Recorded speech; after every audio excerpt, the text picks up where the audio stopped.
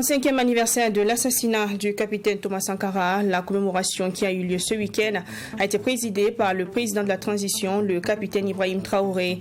Une commémoration marquée par la remise du flambeau de la révolution à 12 jeunes, dont le capitaine Ibrahim Traoré. Tous les détails en début de journal. Clôture des assises nationales vendredi dernier à Ouagadougou avec l'adoption de la charte de la transition. À l'occasion, le président désigné pour conduire la transition, le capitaine Ibrahim Traoré, a posé sa signature sur cette charte. Toutes les images dans cette édition. Bonjour et bienvenue dans ce 13h. En 35 de l'assassinat du président Thomas Sankara, le capitaine Ibrahim Traoré a présidé la cérémonie de commémoration au mémorial Thomas Sankara. Cette cérémonie a été marquée par la transmission du flambeau de la révolution à la jeunesse. Parmi les 12 jeunes qui ont reçu ce flambeau, le capitaine Ibrahim Traoré, nouvellement désigné président de la transition burkinabé. Les images de la commémoration avec Alexis Wenkouni Belemnab. Le président du Faso, le capitaine Ibrahim Traoré, rend hommage ici au feu capitaine Thomas Sankara et 28 de ses compagnons de lutte assassinés le 15 octobre 1987. Ce 15 octobre, date mémorable, marque le 35e anniversaire de l'assassinat du leader de la révolution et de ses compagnons.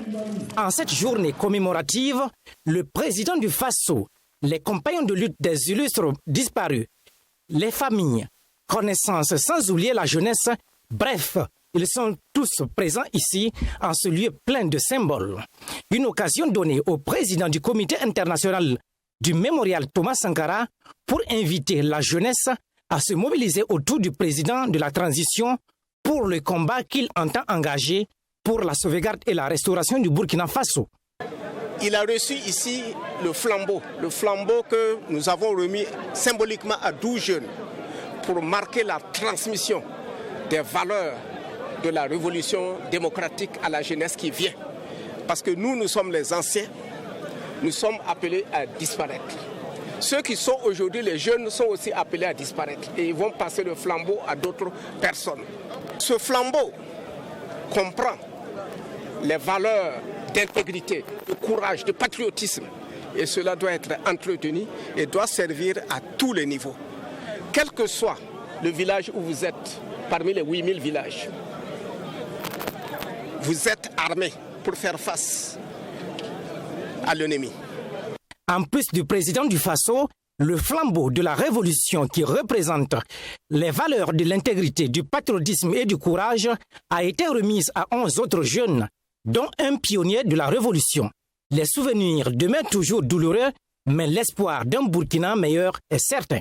Effondré et à la fois ça me réconforte parce que nous sommes 22 millions d'habitants et si aujourd'hui je fais partie de ceux-là qu'on a remis ce flambeau et ça me rend grand et ça me donne de la force à aller de l'avant dans la lutte. Vous étiez pionnier sous la Révolution? J'étais pionnier sous la Révolution. Je crois que j'avais 13 ans quand le capitaine Thomas Sankara mourait. Et le 16 octobre 1987, j'ai été sur la tombe et j'ai même coulé des larmes. Les rescapés du 15 octobre, eux également, fondent l'espoir sur le capitaine Ibrahim Traoré pour une souveraineté nationale burkinabé. Ce qui me plaît chez ce capitaine, c'est son goût de la vérité. Soyez sincères et le peuple vous adopte. Il faut que nous apprenions dès maintenant, toutes les forces vives de cette nation, que nous nous mettons ensemble pour bouter hors l'ennemi. Il n'y a pas d'unité en l'air. Notre unité maintenant, c'est fait autour du fusil pour bouter hors. Nous acceptons toutes les souffrances avec. Le pays libéré, il faut libérer les mentalités. Il faut la refondation, l'école. Un rappel, c'est le 7 avril 2022 que le verdict du procès Thomas Sankara a été prononcé et certains des coupables condamnés à perpétuité. Pour le président du comité international du mémorial, justice n'est pas faite, mais c'est le droit qui a été dit en respectant les standards internationaux. Les yeux sont désormais rivés sur le volet international du dossier emblématique de Thomas Sankara et ses 28 compagnons. Et puis, à l'occasion de la célébration du 35e anniversaire de l'assassinat de l'ancien président Thomas Sankara, nos reporters ont rencontré Maître Benewende Stanislas Sankara, avocat de la famille Sankara, par ailleurs président de l'UNIR-MPS. Pour cette première commémoration après le procès du dossier, c'est un sentiment de soulagement qui anime l'avocat de la famille. On l'écoute dans cet élément de Linda Sarakabouré. Le 6 avril dernier, le tribunal militaire a rendu le verdict de l'affaire Thomas Sankara et ses compagnons. Le dénouement de ce volet interne est une victoire d'étape pour l'avocat de la famille Sankara, surtout après plus de 30 ans de lutte. À l'occasion de cette première commémoration de l'assassinat de Thomas Sankara après le procès, c'est un sentiment de soulagement qui anime l'un des avocats de la famille, Maître Benewende Stanislas Sankara. Occasion pour lui de rappeler un autre volet du dossier, le complot qui implique des pays comme la Côte d'Ivoire, le Togo, la Libye et la France. Sur ce point, l'avocat de la famille Sankara explique pourquoi l'affaire n'a toujours pas connu de dénouement sur le plan international. Ce complot fait l'objet d'une ordonnance d'instruction à part entière qui est encore intacte. Et rappelez-vous que quand le président Macron est venu à Ouagadougou, il avait promis de donner à la justice burkinabé les documents classés top défense. Malheureusement, les lots promis, tout n'est pas arrivé. Et pour me résumer et être précis, le dossier il est pendant devant le tribunal militaire qui certainement va l'instruire au regard des éléments de charge à sa possession. À la question de savoir s'il y a espoir que justice soit rendue dans les jours à venir sur ce complot international, Maître Benewende Sankara est stupéfait. Il avoue clairement que ça ne sera pas chose facile en ce sens que les principaux accusés ne sont plus de ce monde. Il pointe du doigt également la diplomatie. Il n'y a que une procédure qui se mène de cette façon sur le territoire burkinabé. Il y a les rapports entre États et surtout la diplomatie qui est un véritable frein. L'exemple patent, c'est le dossier François Compaoré, qui est bloqué parce que la France ne veut pas extrader M. François Compaoré. Il y a le dossier de l'ancien président Blaise Compaoré, objet de mandat d'arrêt international, mais il vit paisiblement en Côte d'Ivoire. Donc il y a les commissions rogatoires, il y a les accords judiciaires que nous essayons donc de mettre en œuvre, mais j'avoue que c'est un combat titanesque. Un combat titanesque certes, mais l'avocat de la famille ne baissera jamais les bras, dit-il. Constitué un collectif d'avocats composé de nationaux et d'internationaux, ils mutualiseront les efforts pour faire avancer ce dossier. Mais en attendant, la priorité du moment, c'est offrir une sépulture digne, mais aussi des funérailles nationales à Thomas Sankara et ses compagnons. Autre point de l'actualité, les assises nationales ont refermé leurs portes ce 14 octobre dans la soirée avec l'adoption de la charte de la transition. Le capitaine Ibrahim Traoré, désigné président de la transition, a signé la charte de la transition dans la même soirée. Les participants à ces assises se disent satisfaits des conclusions et se disent prêts à accompagner la transition pour relever les défis. Abdourahim Miaye. C'est à 22h30 que le capitaine Ibrahim Traoré appose sa signature sur le document de la charte de la transition qui a fait l'objet de discussions et d'amendements durant toute la journée du 14 octobre 2022. La signature de ce document marque l'entrée en vigueur de la charte de la transition qui fait du président du MPSR président de la transition, chef de l'État et chef suprême des forces armées. Cette disposition a fait l'unanimité au sein des forces vives représentées à ces assises, à savoir faire du capitaine Traoré le président de la transition. Nombreux voient en lui l'homme capable de fédérer les efforts pour lutter efficacement contre l'insécurité. En tout cas, moi, de mon point de vue, et nous, globalement, au niveau des partis de l'ex-majorité, nous considérons que les objectifs ont été largement atteints. Le président que nous venons de désigner ne ressemble pas à tous les présidents qu'on a connus, en tout cas dans une époque contemporaine. Je regarde l'élan, je regarde la volonté, je regarde la rage de vaincre, d'évoluer sur le terrain, de créer des résultats, de sortir notre pays. Je n'ai pas senti cela en Damiba. Ce soir est un nouveau départ pour le Burkina Faso.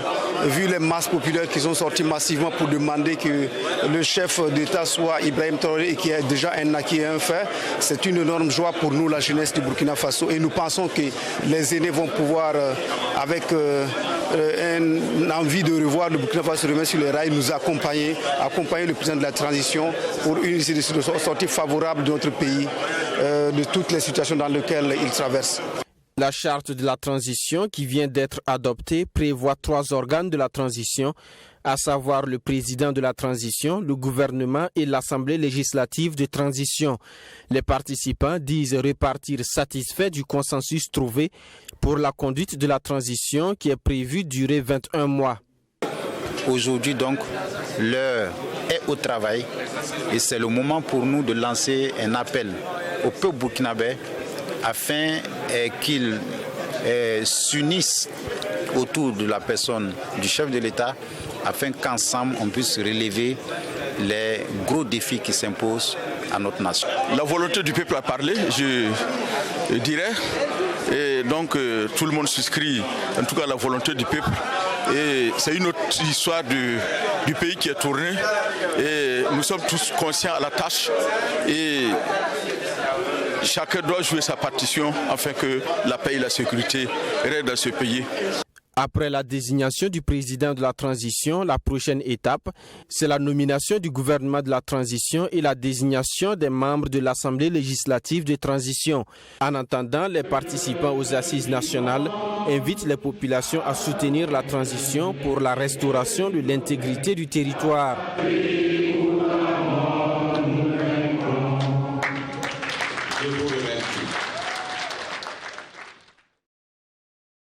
Et puis toujours sur les assises, une émission spéciale sur les conclusions de cette rencontre vous a été présentée samedi en mi-journée sur la télévision Trui TV. Les invités sur le plateau ont décortiqué et analysé la forme et le fond de la charte de la transition. Je propose donc un retour sur les points de désaccord tels que l'Assemblée législative de transition et aussi les attentes des uns et des autres pour ce qui est de cette transition. Fatima Tanikema. Les assises nationales de la transition ont pris fin dans la nuit du 14 octobre avec à la clé la signature de la charte de la transition. Mais avant cet acte qui consacre l'entrée en vigueur de cette charte, il y a eu des points de désaccord entre participants. Des points essentiellement axés sur l'Assemblée législative de transition ALT, notamment la non-rémunération des députés qui siégeront à l'ALT. Imaginez un soudeur qui est là, qui laisse son travail depuis Bobo et il vient à l'ALT. On lui servira des frais de session. Seulement, les frais de session, ça veut dire quoi? C'est pour lui permettre de se loger et de se restaurer. Il n'a pas de famille. Sa famille qui est là-bas. Et le texte nous dit, la charte nous dit qu'ils sont en session permanente dès leur entrée en fonction.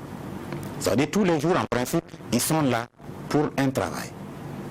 Un travail qui n'est pas rémunéré. Vous pensez que ça peut aller? Pour les représentants du Centre de gouvernance démocratique CGD et du cadre de concertation du Front patriotique, la gratuité des mandats est possible, surtout si la composante de cette prochaine ALT est bien choisie. Mais à l'intérieur de la composante là, on a voulu que ce soit vraiment des personnes spécialisées des questions et que ça soit même des détachements. Voilà, si on a besoin sur une question bien donnée sur la santé, on peut par exemple détacher un médecin qui est là-bas, qui prend et qui continue de prendre son salaire. Il a évoqué d'autres questions pour des personnes qui sont dans l'informel et tout ça. La prise en charge de la session là va prendre en compte l'hébergement, le carburant et tout en fait. Voilà, c'est pour donner un message. Et en contrepartie, il y a un petit piège derrière. Parce que s'il y a gratuité de mandat pour les députés, il faut également qu'au niveau du gouvernement, il y ait quand même un retour. Il ne suffit pas de faire une réalité et vouloir que cette assemblée-là puisse fonctionner comme si on était dans une situation normale. Non, je ne pose pas cette vision. Et c'est ce qu'il vient de dire tantôt. Moi, au-delà des membres de l'ALT, il faut que le ministre me chasse que Leur mandat doit être un mandat de gratuité. Tu es enseignant, on te nomme ministre, tu dois venir exercer et ne vivre que de ton salaire d'enseignant. La rémunération des mandats n'est pas le seul point de discorde. Il y a également le nombre de députés à l'ALT. Toute entité professionnelle a droit à être représentée dedans. Quelle est la particularité de ces forces de défense et de sécurité pour qu'ils aient à occuper 16 places dans une assemblée où on estime que c'est la non-appropriation des préoccupations populaires qui nous amène à cette instabilité. Et je voulais souligner au passage que le rôle de ces entités, ce n'est pas de venir faire de la politique. Quoi qu'on dise, la charte de la transition est déjà adoptée et il ne reste que la mise en place des institutions de la transition. Et pour réussir cette transition, il faut entre autres une réconciliation au sein de l'armée, susciter un engouement populaire dans la lutte contre le terrorisme, la création d'activités génératrices de revenus au profit des personnes déplacées internes et une sincérité dans la gouvernance. C'est du moins ce qu'a laissé entendre les invités de l'émission spéciale sur le plateau de Truy TV. Bonjour et merci. À Brodulasso, le comité CGTB de la Société internationale de transport africain Paraï Citaraï avait adressé une correspondance le 3 octobre dernier au DG de la Citaraï à Abidjan. Cette correspondance annonçait un préavis de grève de 5 jours à compter du 25 octobre 2022 qui reposait sur 9 motifs. La direction générale, après réception, ne se reconnaît pas dans les revendications et qualifie la grève d'illégale. Pour les précisions, on retrouve sur place à Brodulasso notre reporter Joseph Koutko. Par courrier reçu le 5 octobre dernier, la CGTB Citaraï a transmis à la Direction générale un préavis de grève de 120 heures à compter du 25 octobre 2022, reposant sur 9 motifs. La Direction générale dit être surprise de cette démarche qu'elle considère inopportune et regrettable. Le Code du travail, en ses articles 367 et suivants, prévoit impérativement une procédure de résolution des différents collectifs, comme c'est le cas d'espèce. Et l'article 388 du même Code du travail précise que tout lock-out ou toute grève avant épuisement des procédures de conciliation et d'arbitrage fixées par la présente loi est interdit. Par conséquent, cette grève annoncée est illégale et Citaraï se réserve le droit d'en tirer toutes les conséquences juridiques si elle venait à être mise en œuvre. La direction a aussi ajouté que les motifs invoqués par la CGTB Citaraï sont non fondés. Prétendre que l'organisation du concours en vue du recrutement d'aide conducteurs a été corrompue et mafieuse, alors même que le concours a fait l'objet d'annonces par l'Agence nationale de la promotion de l'emploi au Burkina Faso et par l'Agence Emploi Jeunes en Côte d'Ivoire, et surtout sans en apporter la moindre preuve, est simplement diffamatoire. Les motifs tirés de la conclusion des contrats à durée déterminée avec les travailleurs admis à la retraite, de la fermeture de certaines gares, de l'arrêt du train voyageur consécutif aux mesures étatiques faisant suite à la pandémie de la Covid-19 et à la fermeture de la frontière sont une entrave au pouvoir de direction et d'organisation de l'entreprise reconnue à l'employeur par la législation du travail. La rupture de dialogue entre le syndicat et la direction générale de Citaraï ne reflète pas la réalité selon la direction générale. Il convient de rappeler qu'antérieurement à ce cadre de dialogue, une négociation a eu lieu entre Citaraï et la CGT CIRAI et a permis d'obtenir des résultats significatifs, dont l'indemnité de logement qui a également bénéficié à l'ensemble du personnel du Burkina Faso. L'impact annuel de cette mesure, faut-il le rappeler, est d'environ 400 millions de francs CFA. Il est donc clair que les motifs évoqués à l'appui de ce préavis de grève relèvent d'une stratégie d'instaurer un climat de conflit permanent et de confrontation. La direction générale de Citaraï invite donc les partenaires sociaux à privilégier le dialogue et la négociation et renoncer au mot d'ordre de grève de 5 jours à compter du 25 octobre prochain. Retour à Ouagadougou et on parle finances. Dans la suite de ce 13h, les acteurs du ministère en charge des finances et ceux de la chaîne de la dépense publique et des ministères sectoriels ont tenu rencontre ce 14 octobre 2022. Objectif, harmoniser ensemble la compréhension des différents textes pris par les nouvelles autorités dans le contexte actuel de l'expédition des affaires courantes par les secrétaires généraux des ministères et des institutions. Une rencontre qui permettra également de recueillir les priorités en termes de finances des ministères et institutions. Un autre reportage de Linda Sarakabouré pour vous. Dans le cadre de l'expédition des affaires courantes par les secrétaires généraux des ministères et institutions que se tient cette rencontre entre acteurs du ministère en charge des finances et ceux de la chaîne de la dépense publique des ministères sectoriels. Il s'agit pour les participants d'échanger en vue d'harmoniser la compréhension des différents textes pris par les nouvelles autorités afin de décliner les besoins urgents du moment en termes de finances.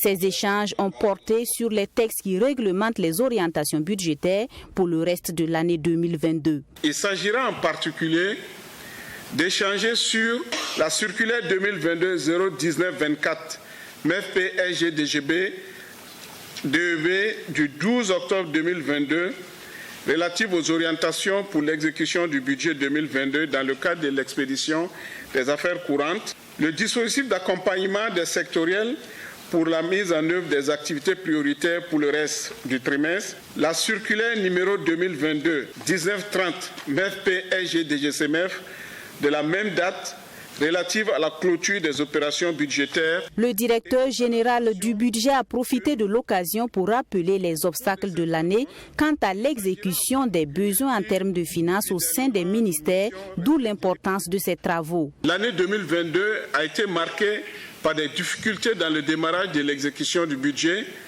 en général et la mise en place tardive des crédits des ministères issus des scissions ou de fusion dans le cadre de la mise en place du gouvernement en mars 2022. Face à l'impératif d'aller vite au regard des priorités et urgences du moment et les exigences liées aux opérations budgétaires, notamment les questions de procédure et de délai, au regard des fortes attentes en cette période, je vous exhorte à des échanges francs. Cette rencontre a également permis de recueillir les préoccupations spécifiques des uns et des autres pour l'atteinte des objectifs. Crise sécuritaire au Burkina Faso et crise économique mondiale, le secteur informel burkinabé est fortement impacté. Selon le Conseil national de l'économie informelle du Burkina Faso, la majorité des personnes déplacées internes sont des acteurs du secteur informel. Dans le prochain élément, le président du Conseil national de l'économie informelle revient sur les différentes préoccupations des membres de sa structure et propose des pistes de solutions. C'est Fatima Tanikima qui l'a rencontré. Regardez. Au Burkina Faso, 80% de la population active travaille dans l'informel et plus de 93% des personnes déplacées internes au Burkina Faso sont également des acteurs du secteur informel. C'est ce qu'a laissé entendre le président du Conseil national de l'économie informelle du Burkina Faso. Selon Salif Nikiema, le déplacement massif de population n'est pas sans conséquence sur l'activité économique dans le pays. Beaucoup de nos acteurs viennent dans les provinces et dans les régions, dans les grandes villes pour approvisionner. Et actuellement, comme ils sont déplacés, ils sont nous rejoindre dans les grandes villes comme Ouagadougou et Bobo-Dioulasso. Donc ça fait que toutes nos activités sont arrêtées, ça ne marche plus. Les activités du secteur informel sont impactées, explique le président du Conseil de l'économie informelle, mais la préoccupation majeure reste l'insécurité. Il est donc primordial de travailler à la recherche de la sécurité avant de penser à la relance économique, selon Salif Nikiema. Nous interpellons l'autorité à tout faire, puisque les gens vont retourner dans leurs familles respectives et commencer leur activité et relancer l'économie du pays. Sans que ces personnes ne rentrent chez eux, l'économie sera difficile de relancer. Mais si on veut la vraie politique, il faut premièrement que les gens passent chez eux pour aller commencer à exercer leur activité. Et vous savez que si les acteurs sont déplacés, qu'ils sont des déplacés internes, ça ajoute même l'insécurité. Parce qu'un homme qui n'est pas épanoui de lui-même va s'injecter dans le mauvais. Et pour ne pas que ces personnes tombent dans le grand banditisme et pour pallier les difficultés actuelles, le Conseil de l'économie informelle propose des pistes de solutions. Pour s'en sortir, il faut qu'on crée des projets uniquement avec les acteurs de l'économie informelle de tous les étendues du territoire. Essayer de travailler des projets de relance économique et révolutionner notre système et changer notre manière de faire. En plus de la crise sécuritaire, la guerre russo-ukrainienne impacte aussi très négativement les activités du secteur informel au Burkina Faso, surtout avec l'augmentation du prix des hydrocarbures. Et comme le carburant est cher, tout le transport mondial est augmenté. Le dollar est augmenté. Donc ça fait que le produit dans les boutiques, dans les marchés, les produits sont augmentés. Donc, c'est ça qui fait que la vie, les gens disent que la vie est chère. Et c'est vraiment sincèrement cher. C'est ça que nous interpellons nos autorités à appuyer la consommation locale. Appuyer la consommation locale à travers des projets de développement durable. Selon le président du Conseil national de l'économie informelle, c'est possible s'il y a une volonté politique affichée des dirigeants. Et pour terminer, direction Fadangourma, la direction régionale de la Lounabé de l'Est, fidèle à sa tradition, a procédé vendredi passé à une remise de matériel médico-technique au centre hospitalier régional de Fadangourma. Ce sont plus de 90 unités de différents matériels médicaux qui ont été offerts à ces structures sanitaires. L'objectif étant bien sûr de renforcer le plateau technique, mais aussi de répondre aux besoins de traitement de la population de la dite localité. Ce sont plus de 90 unités de différents matériels médico-techniques qui sont offerts ici au centre hospitalier régional de Fadangourma par la direction régionale de l'Est de la Lounabé. Ce lot de matériel est composé entre autres d'appareils ECG complets, d'appareils d'échographie, d'aspirateurs médicaux électriques et de doppels fœtales. Un acte qui vient matérialiser la solidarité de la Lounabé à l'endroit de la population de l'Est au regard du contexte sécuritaire national difficile, mais aussi de mieux renforcer le plateau technique de ces services sanitaires pour faciliter les travaux des agents de santé. Il faut le dire, alors cet acte traduit et matérialise notre slogan qui est de distribuer les lots aux gagnants et les bénéfices aux Faso. Donc l'objectif principal de ce don, c'était de répondre aux préoccupations des populations et nous souhaitons que ce matériel qui a été donné ce matin soit bien utilisé à bon escient. La région de l'Est est la plus grande région en termes de superficie au Burkina Faso. Le centre hospitalier de Fada est la seule grande structure sanitaire de la dite région.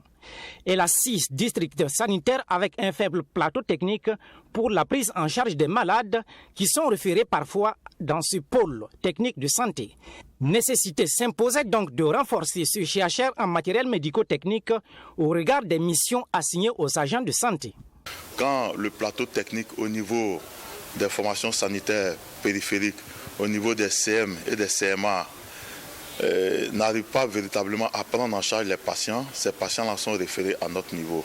Alors, si vous imaginez que nous, on n'a pas un plateau technique assez relevé, assez adapté, ça devient compliqué et il faut davantage renvoyer ces malades-là vers l'échelon supérieur, qui est le centre hospitalier régional, les centres hospitaliers universitaires, qui sont à Ouagadougou. Donc ça vient en tout cas, comme je l'ai dit, soulager davantage et le personnel du CHR et les populations dont nous avons la charge au niveau de la région. En rappel, le 21 août dernier, ce centre hospitalier régional a été victime d'un incendie dont le bâtiment central de la pharmacie est parti en fumée avec un important lot de médicaments. Ce service sanitaire peine à trouver un local de stockage de leurs produits. Au niveau du service pédiatrique, un chantier a été abandonné par manque de moyens. L'autre difficulté, c'est l'insuffisance de blocs opératoires. Ce centre dispose d'un bloc opératoire avec 2 salles d'opération. Pourtant, la demande en chirurgie est forte selon son premier responsable. Ce sont des urgences qui impactent négativement les soins des patients, a-t-il ajouté. Fin de ce journal, merci de l'avoir suivi. On se retrouve demain, 7h30 et 13h du volant pour de nouvelles éditions. D'ici là, portez-vous bien et restez toujours sur True TV.